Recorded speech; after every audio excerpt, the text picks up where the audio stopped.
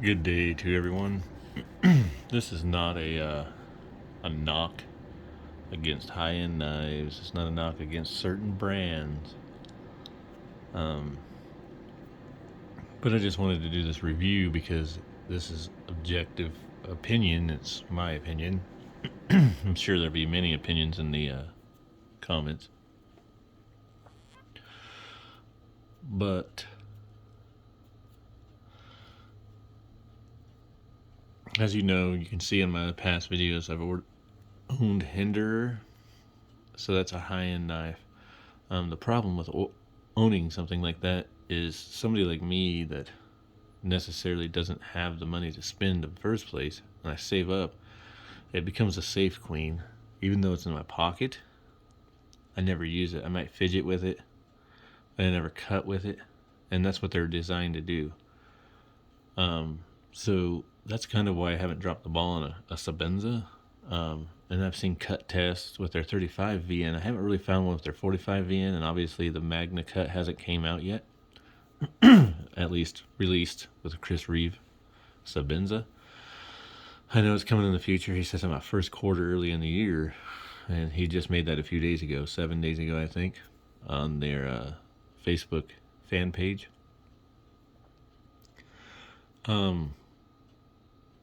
But I guess what I want to say is, to me, I want to buy a knife that I want to use.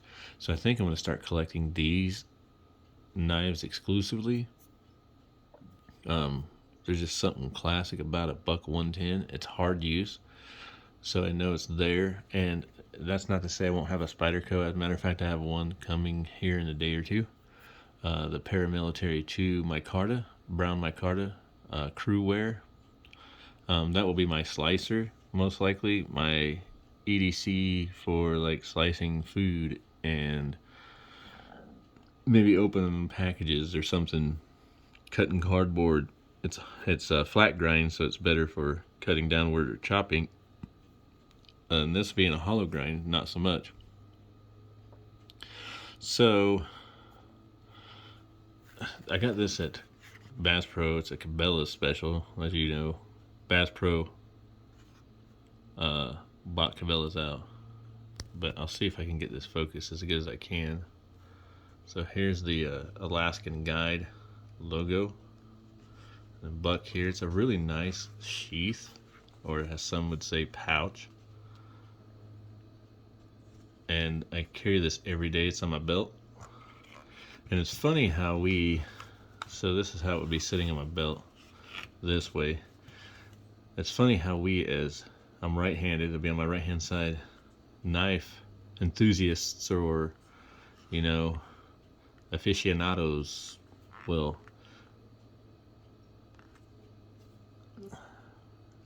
without knowing, for lack of a better word, instinctively, I guess, just put the blade in how we would prefer a clip carry. Mine's tip up, blade toward the pocket, outside of the pocket. I do it in the sheath too for some reason. And you also notice that myself, I've seen people on videos will grab it with their right hand, switch it to their left, open the blade with their right, and close the blade with their right. But myself, I usually pick it up with the right, open this with the left, because then the knife itself handle, and these are heavy, it does not come out of my hand ever, really, because I'm opening it with my left. And it's kind of going to be hard to do on video when I'm holding a phone. I don't have like a tripod or something. It could actually be dangerous to do it like this. The only way I know to open it without is one-handed. Kind of, you let the gravity take over. As you can see here, you have the Alaskan Guide logo here. The coated blade. It's the buck 110, and these little plus signs I see a lot of people ask about. That's not a plus sign. You see, if you notice, the dot is underneath. Let me open this better. I love the click of a buck. But this has a little dot underneath. That means it was 2021. The 2022s are the opposite. The cross will be down below, and or the T, so to speak, that T section thing will be underneath, and the dot will be on top in 2022. This was actually on the box as December 1st, 2022, or 2021, excuse me. I don't know if that's Bose, Boss. I've heard Boss more often than not.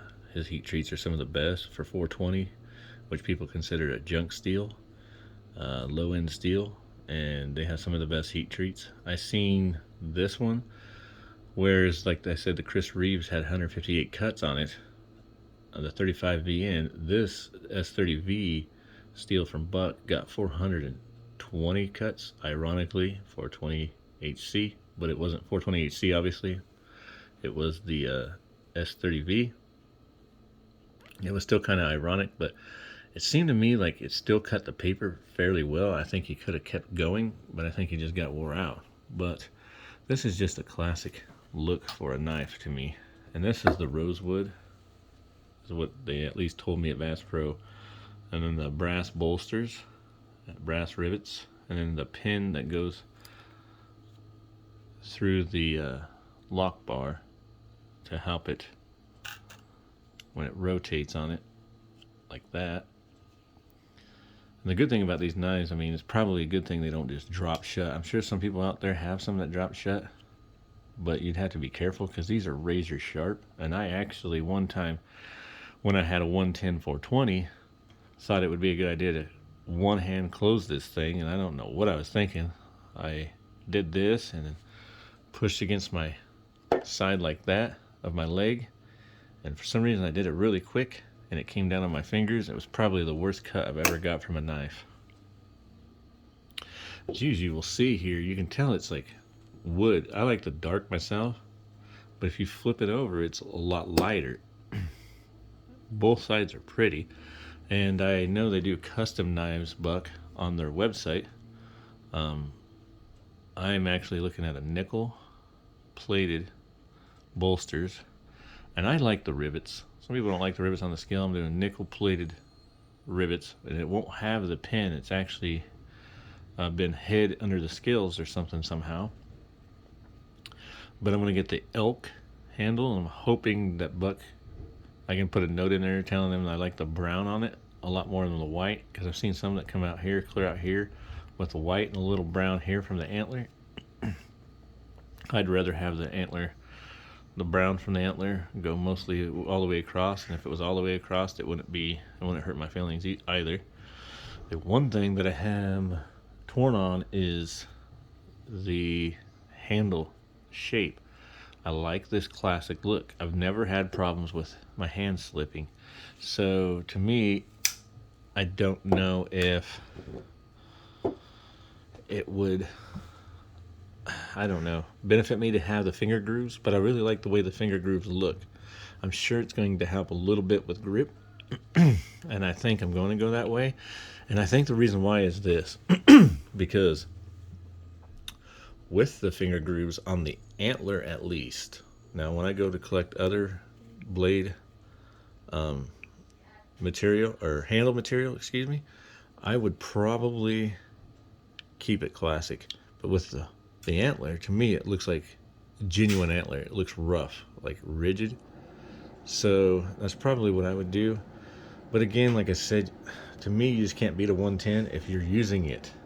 If it's just something you're carrying and fidgeting with, not the best fidget knife. I mean, I have no problem turning it around and flipping it, but some people would be nervous doing that, and just like that caught. It's a very sharp knife, clip point, and they have the option for drop points on their website.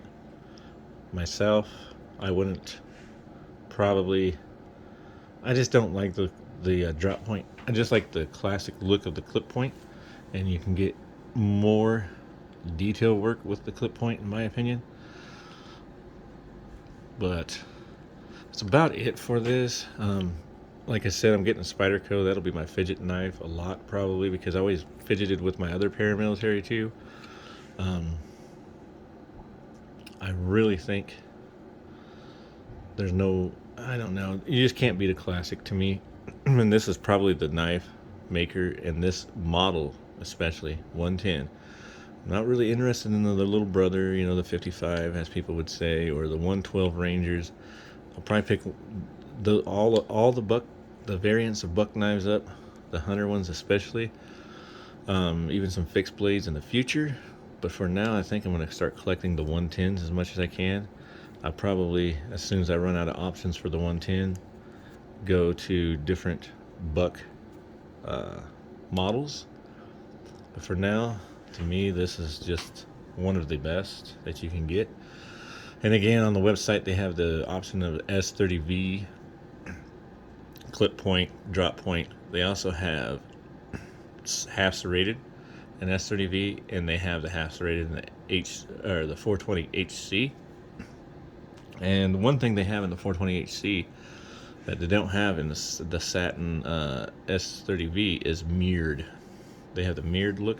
Myself, I don't like it. I think it looks too truck stop knife looking, like a cheap knife almost. And I do get it as a cheap steel.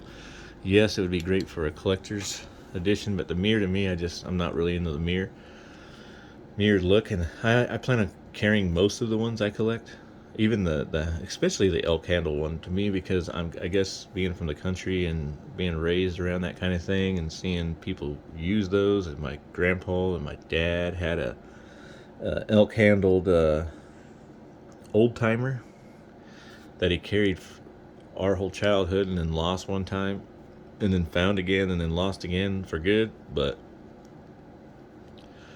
to me, buck is the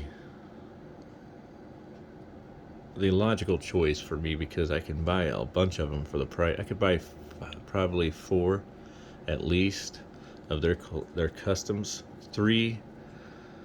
Probably 3 if you're going to go with the finger grooves and the nickel, because the nickel's like, I think, an extra $10.